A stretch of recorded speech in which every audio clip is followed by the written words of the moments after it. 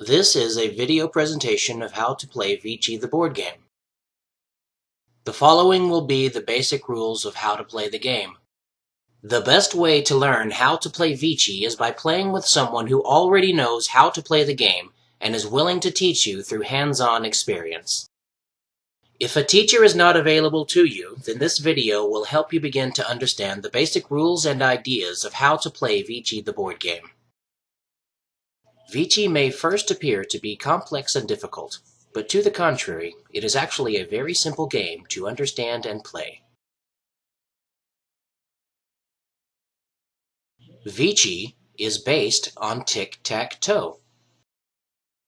It is simply 3 games of tic-tac-toe played at the same time, on the same board, with movable pieces.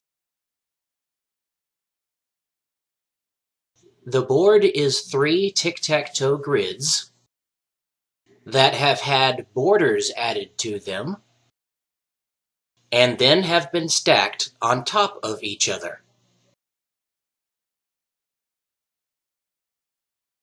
Instead of X's and O's, the opposing pieces are black and white. There are 3 shapes of each. There are 3 of each of those, creating 9 pieces of both sets. Then a wild piece is added, creating these 2 sets of pieces. The goal of VChi is the same as that of tic-tac-toe: to be the first to get 3 in a row. Only in VChi, the goal is to get 3 in a row of all 3 types of pieces. The catch is to get all 3 at the same time. The wild piece is what makes the entire game work. It can be played as any of the other 3 pieces to make a 3 in a row. It can also be used in multiple 3 in a rows at the same time. There are only 3 straight directions on a VChi board. A diagonal is considered to be a 3 in a row that is formed on anything other than those 3 directions. Diagonals in any direction are not allowed.